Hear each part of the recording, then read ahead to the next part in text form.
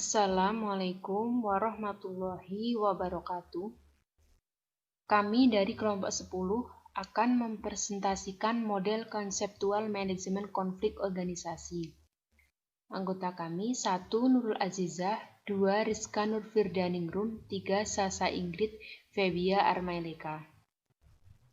Pokok bahasan 1. Model integratif manajemen konflik organisasi.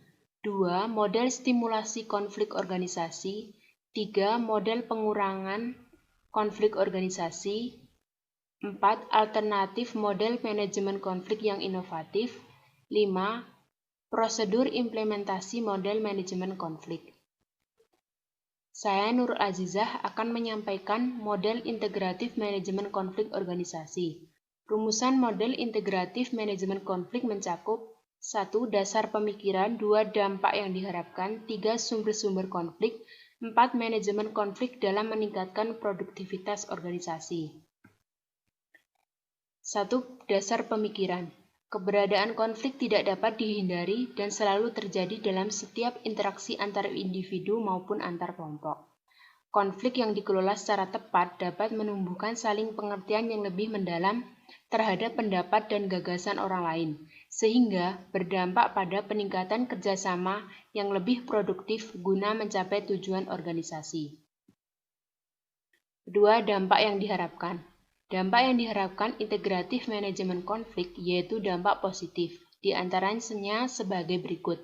1. Meningkatkan pemahaman terhadap berbagai masalah. Kedua, menumbuhkan saling pengertian yang mendalam terhadap pendapat orang lain.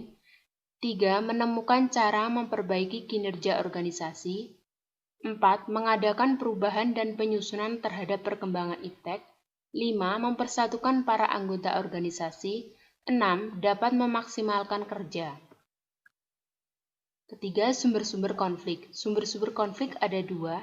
Yang pertama, konflik dari dalam organisasi, contohnya keterbatasan sumber daya organisasi, kegagalan komunikasi, perbedaan sifat dan nilai persepsi, saling ketergantungan tugas, dan sistem penggajian. 2. Konflik dari luar organisasi, contohnya perkembangan iptek, peningkatan kebutuhan masyarakat, kebijakan pemerintah, keadaan politik dan keamanan, dan keadaan ekonomi masyarakat. Keempat, manajemen konflik dalam meningkatkan produktivitas organisasi. Konflik dapat dikategorikan sebagai indikator dinamika dan perubahan organisasi. Konflik yang dikelola dengan baik dan dapat meningkatkan dinamika organisasi, menumbuhkan kreativitas, menghargai perbedaan, dan meningkatkan kerjasama yang lebih produktif guna mencapai tujuan organisasi. Produktivitas organisasi sebagai ukuran kuantitas dan kualitas kerja dengan mempertimbangkan kemanfaatan sumber daya seperti bahan, teknologi, informasi, dan kinerja manusia. Selanjutnya adalah model stimulasi atau stimulation konflik organisasi. Konflik tidak selalu tampak, bahkan seringkali tidak muncul dalam aktivitas organisasi. Maka pada saat itulah disebut konflik dalam tingkatan sangat rendah. Intensitas konflik pada taraf rendah biasanya dicirikan dengan semangat kerja yang rendah, muncul sikap apatis, hasil tidak maksimal, kegiatan dilaksanakan hanya untuk memenuhi tugas, target tidak dicapai, dan bahkan masing-masing anggota sering bertoleransi terhadap kesalahan yang terjadi. Penyebab konflik setiap organisasi itu berbeda-beda tergantung dengan tujuannya. Konflik disebabkan oleh faktor internal dan juga eksternal suatu organisasi. Konflik yang terjadi dapat berakibat fungsional dan disfungsional. Maka dari itu, para manajemen sangat mengharapkan konflik yang berakibat fungsional karena dapat meningkatkan suatu tingkatan kerja untuk mencapai tujuan yang dituju. Namun, bila terjadi disfungsional, akan menghambat atau merintangi pencapaian tujuan. Karena satuan-satuan kerja terlalu lamban dalam melaksanakan pekerjaan karena tingkat konflik sangat rendah. Kemudian model pengurangan atau reduksi konflik organisasi. Konflik antar individu atau antar kelompok dapat menguntungkan atau merugikan bagi kelangsungan organisasi. Karena itulah, pemimpin organisasi harus memiliki kemampuan manajemen konflik agar konflik yang terjadi dapat dimanfaatkan. Mengingat kegagalan dalam manajemen konflik dapat menghambat pencapaian tujuan organisasi, maka pemilihan terhadap metode pengelolaan konflik menjadi perhatian pemimpin organisasi. Akibat yang ditimbulkan dapat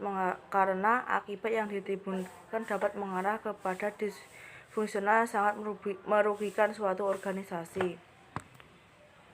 Kemudian alternatif model manajemen konflik yang inovatif. Pengembangan model pengelolaan konflik merupakan hasil interpretasi dan rekonstruksi berdasarkan kajian teoritis dengan memperhatikan kesesuaian literatur dan teori-teori kontemporer yang inovatif dan didasari oleh pemikiran bahwa konflik adalah hal yang tidak bisa dihindari dari aktivitas pencapaian tujuan tertentu suatu organisasi atau kelompok-kelompok tertentu.